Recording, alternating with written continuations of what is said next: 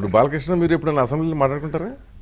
చాలా గౌరవంగా మాట్లాడతారు సార్. ఆయన వర్క్ చేసిన హీరోయిన్స్ లో అంత కాదు, గౌరవం, అసెంబ్లీలో. నాకు ఇచ్చినంత గౌరవం ఎవరికి అడగండి. అసెంబ్లీలో కూడా ఎక్కడ కనిపించినా కూడా అమ్మ బాగున్నావా, ఓకే. అమ్మ వాళ్ళు బాగున్నారా, నాన్న బాగున్నారు, పిల్లలు ఇంత గౌరవంగా ఉంటారు. ఎప్పుడు కూడా నా గురించి ఎప్పుడు ఏం మాట్లాడరు. అప్పుడు అలాగే ఉన్నారు, ఇప్పుడు అదే గౌరవంతో ఉన్నారు. కానీ ఇప్పుడు ప్రతిసారి వాళ్ళు హ్యూమిలేట్ చేస్తూ చేస్తూ చేస్తూ వచ్చి లాస్ట్కి ఈ ఇష్యూలో అంటే ప్రతిసారి మైక్లో వాళ్ళు ఏం చెప్తే అదే జనాలు నమ్ముతారు. ఎందుకంటే గవర్నమెంట్ వాళ్ళ చేతిలో ఉంది, స్పీకర్ వాళ్ళకి మైక్ ఇస్తాడు, మాకు ఇవ్వడు, కాబట్టి మా బాధ తెలియట్లేదు. ఈరోజు లాస్ట్కి ఎంత దిగజారిపోయారంటే ఈ దేశంలో ఏ అసెంబ్లీలో కూడా ఏ గొడవలు జరిగినట్టు, ఇక్కడ ఒక్కదాన్నే నేను చేసినట్టు, నేను ఒక్కదాన్నే సభ్య సమాజం తలదించుకునే విధంగా చేసినట్టు వాళ్ళు 1 year చేశారే. స్పీకర్కి అడ్డుపడ్డారు, స్పీకర్ని దోసేసినారు, ఎమ్మెల్యేలు కొట్టుకునేసినారు, టేబుల్ అట్లా మేము ఏమీ చేయలేదు. ఇప్పుడున్న పరిస్థితుల్లో అసలు ఈ కొంచెం సయోధ్యకి లేని వాతావరణం వచ్చేసింది. మినిమం సయోధ్య కూడా లేకుండా ఎవ్వరు కూడా లేరు సార్. కనీసము ఇంత గొడవ జరుగుతుంటే ఒక ఇన్ బిట్వీన్ పార్టీ బీజేపీ నాయకుడు ఒకడు ఉన్నారు, ఆయన లాంటి వాళ్ళు లేసి వాళ్ళు మిత్రపక్షంలో ఉన్నారు. మాకు బాధ అదే, సిపిఎం సిపిఐ ఎవరో ఒక్కరన్నా ఉండింటే ఈ రోజు సయోధ్య కుదర్చడానికి కానీ జరిగిన తప్పులు చెప్పడానికి కానీ, ఎందుకంటే ప్రొసీడింగ్స్ తెలిసిన వాళ్ళు కదా, మేము కొత్త మాకు నిజంగా లేదు, అది మనకేమో రాలేదు, అవకాశం లేదు, జనం ఎవరిని గెలిపించాలి పక్కన with in the parties.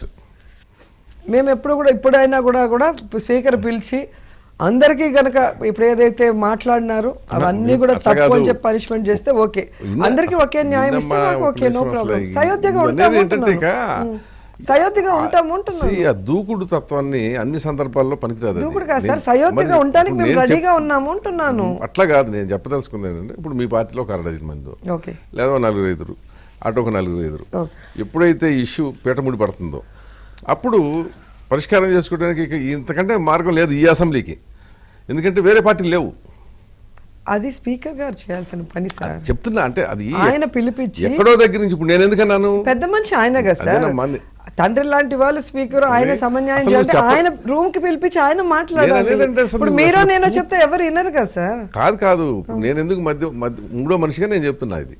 Okay, ఇది నాకు సంబంధించింది కాదు కదా, ఇది మీరు కొట్టు చేస్తే ఎందుకు సంబంధించింది కదా సార్, మీరు కూడా ఇదే రాష్ట్రంలో ఒక సభ్యులు కదా. అట్లా కాదు, మీరు కొట్టుకు చేస్తే నాకు వచ్చేది ఏమీ పోయేది కాదు. నేను అనేది ఏంటంటే అసహ్యంగా ఉంటుంది కనుక అదే చెప్తా. సో ఇది ఎంతో కాలం ఉంటుంది, మంచిది కాదు అనేది నా ఉద్దేశం. నాకు అదే కదా. సో ఇలాంటిది నేను అటు సైజు సజెస్ట్ చేస్తా. మీ సైడ్ ఒక 3-4, అటు సైడ్ ఒక 3-4, ఎంతో అంతమంది సార్. మా సైడ్ అందరూ వింటారు సార్, నేను చెప్తున్నాను. మళ్ళీ అదే నేను ప్రామిస్ చేస్తాను సార్ మీకు. కాదు నేను అనేది అట్లా కాదు, అందరి తరఫున నేను ప్రామిస్ చేయగలుగుతున్నాను అంటే కోఆర్డినేషన్ టీమ్ లాగా నాకు నమ్మకం ఉంది కాబట్టి నేను చెప్తున్నాను సార్. ఎప్పుడైతే అధికార పక్షం లాగా స్పీకర్ గారు ఇద్దరిని సమంగా చూస్తూ వాళ్ళకి కొంచెం ఎక్కువ టైం ఇచ్చినా మాకు పర్లేదు, మాకు ఇచ్చిన టైంలో మేము ప్రజల సమస్యల్ని చెప్పేంత వరకన్నా వినే ఓపిక ఉంటే మీరు ఏదైతే చెప్తారో అది మేము పాటిస్తాం.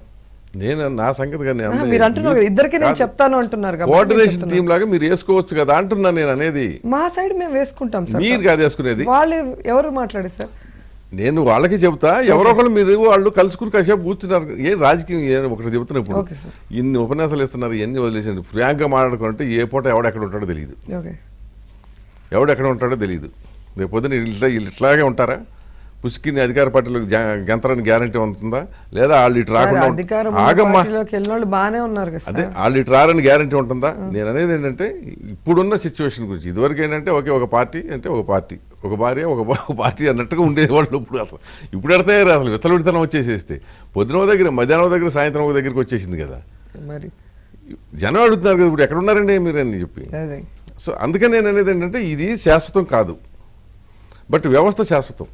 ఖచ్చితంగా శాసనసభ అనేది ఇప్పుడు అందుటూ ఏదంటారే మొగుడు కొట్టేందుకు తోడుకోళ్ళు తెప్పినందుకు. కానీ ఇప్పుడు తెలంగాణ శాసనసభను చూసిన తర్వాత ఏపీ శాసనసభ గురించి ఎంత చీప్గా మాట్లాడుకోవాలో అంత చీప్గా మాట్లాడుకుంటున్నారు.